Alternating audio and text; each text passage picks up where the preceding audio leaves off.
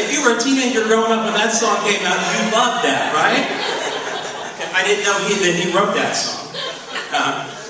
The world's a little safer because we lost Osama bin Laden and a few others along the way. So the world's a little safer for that.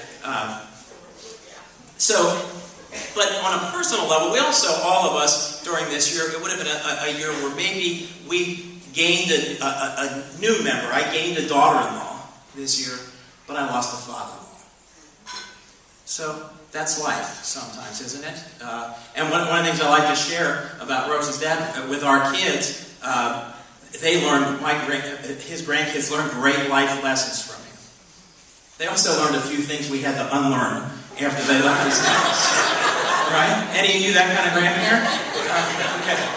So, that's the beauty of life sometimes. That's what we really have to look at. So I'm going to just share one or two things, because I also, when I look at, as we kick off this new year, we have an exciting ones that we'll share with you. Many of you have read our book, Seeds of Success. We've given them as gifts to anybody that'll listen.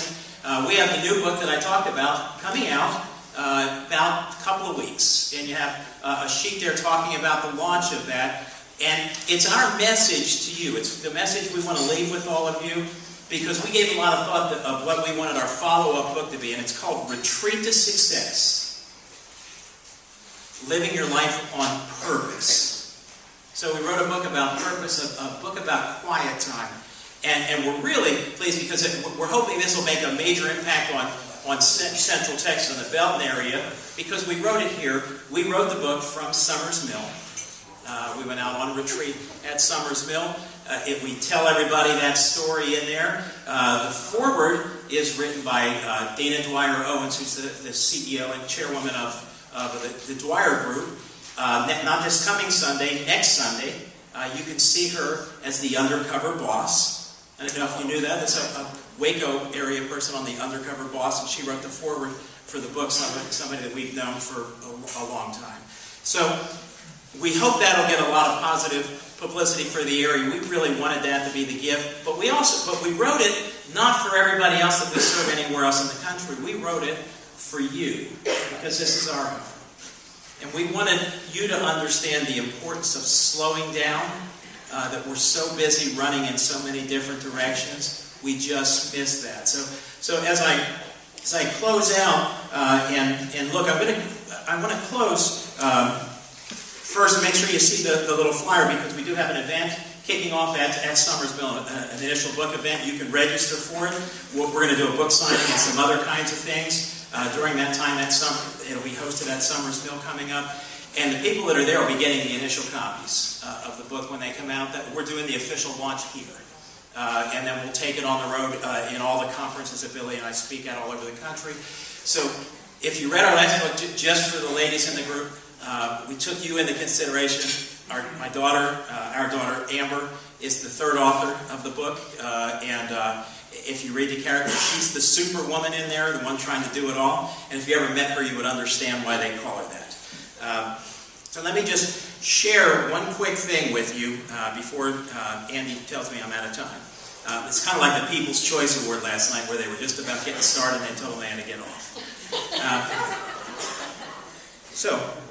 And that's what I have my iPad here for, Stephanie, to make sure. Okay, so what I want to share with you along the way, because it's important to us to leave you with the words of wisdom, that we want to stay connected, but we need to refresh. We need to be at places like this where we can be outside. We just need that quiet downtime. And my daughter lost a friend this year, a young man that I knew who passed away a few months ago in his 30s from cancer. And in his last days, when he was going into hospice, he wrote, because he had so many friends, he thought, this is the way to share my closing message. And when I saw that, I thought there's no better way to leave you this message tonight than to share his words. His name is Ruben Garza from Austin. And I'm going to share what he posted to his friends.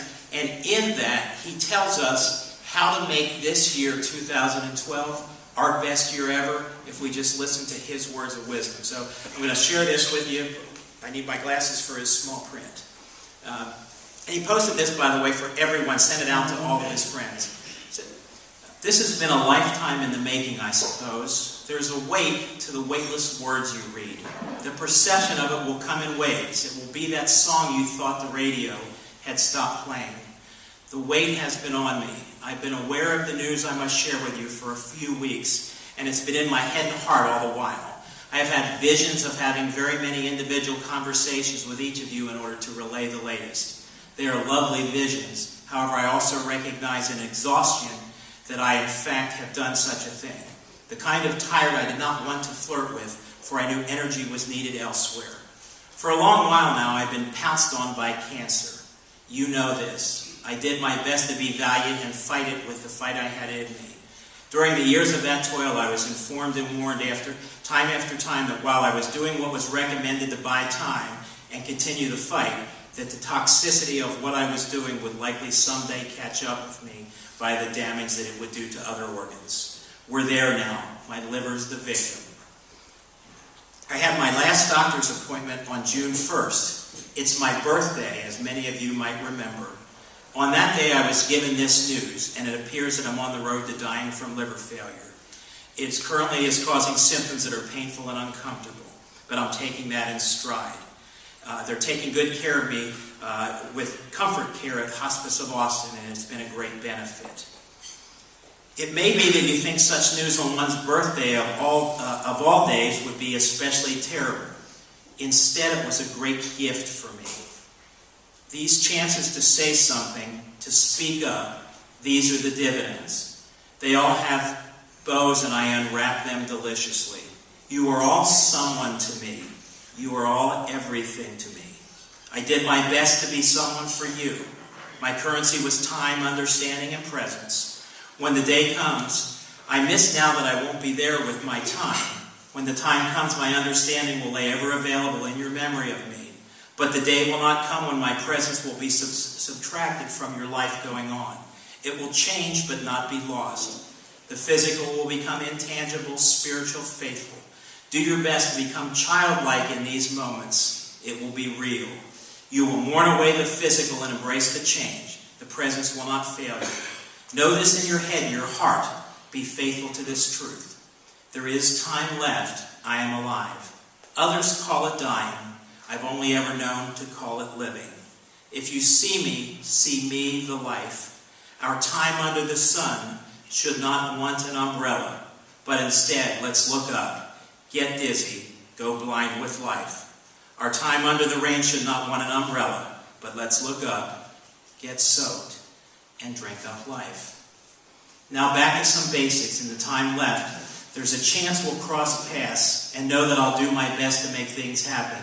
But you just never know, so I ask for your understanding and forgiveness. My life has been wonderful. It is still. Was it the music I heard and saw? Was it the food I ate? Was it the shoes I wore?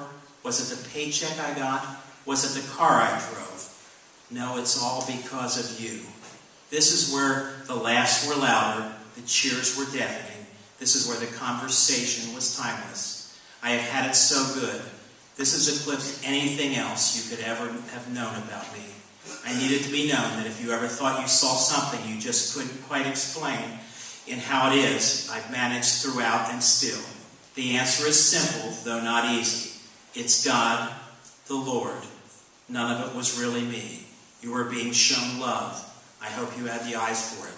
I believe you had the heart for it. My friends, that's the connection that we want to make. Say what you need to say. Connect with who you need to make. Make that phone call you don't want to make. Find that person that there's something unsaid and take care of all that. And if you do, this year, 2012, will be your best year ever, and everything else will just fall into place. So thank you for your time.